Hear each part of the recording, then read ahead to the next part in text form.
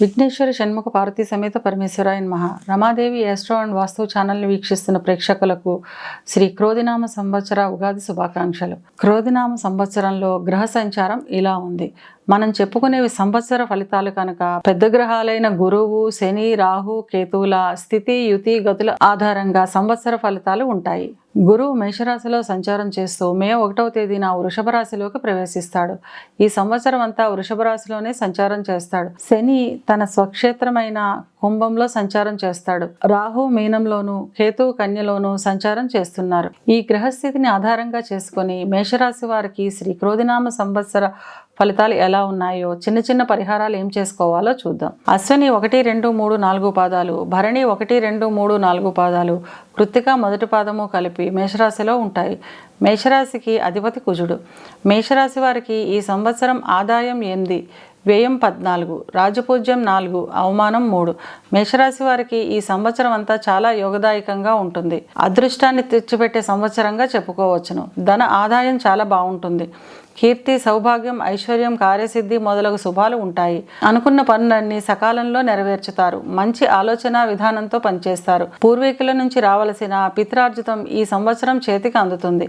ఆకస్మిక ధనలాభం ఉంటుంది. ఇక విద్యార్థుల విషయానికి వస్తే విద్యార్థులు అభీష్ట విద్యాయోగం ఉంటుంది. అంటే తను కోరుకున్న విద్యను అభ్యసించే అవకాశం ఉంటుంది. విద్య నిమిత్తం విదేశాలకు వెళ్ళాలి అనుకునే వారికి ఇప్పటి వరకు ఉన్న చిన్న చిన్న సమస్యలన్నీ తొలగి అవకాశాలు మెరుగుపడతాయి. ఉద్యోగస్తులకు కార్యాలయాల్లో మర్యాద విలువ పెరుగుతుంది.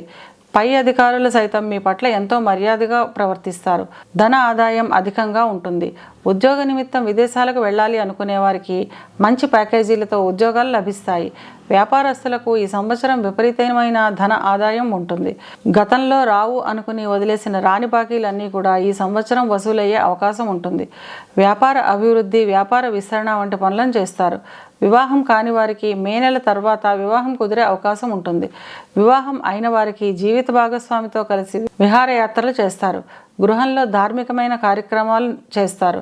సంతానం గురించి ఎదురు చూసేవారికి సంతాన యోగం ఉంటుంది. సంతానం యొక్క వివాహ ప్రయత్నాలు చేసేవారికి వివాహాలు కుదరడం, సంతానానికి ఉద్యోగం రావడం, సంతానానికి ఉద్యోగంలో ఉన్నతి ఉండడం వంటి శుభాలు ఉంటాయి. కుటుంబ పరంగా చాలా ఆనందంగా, ఆహ్లాదంగా ఉంటుంది. పెద్దల నుండి రావలసిన ఆస్తులు చేతికి అందుతాయి. ఇల్లు, స్థలాలు, వాహనాలు, బంగారం వంటి కొనుగోలు చేస్తారు. విలాసవంతమైన వస్తువుల నిమిత్తం అధికమైన ధన వ్యయం చేస్తారు. ఈ వ్యయాన్ని కొంచెం అదుపులో పెట్టుకోవడం మంచిది.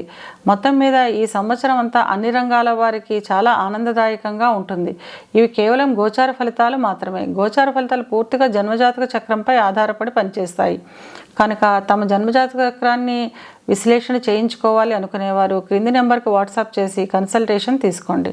మేషరాశి వారు అనుకూలతను పెంచుకోవడానికి, ప్రతికూలతను తగ్గించుకోవడానికి దుర్గాదేవి ఆలయాన్ని సందర్శించడము, దుర్గాదేవికి కుంకుమార్చన చేయించడము ద్వారా పూర్తి అనుకూలతను పొందగలుగుతారు.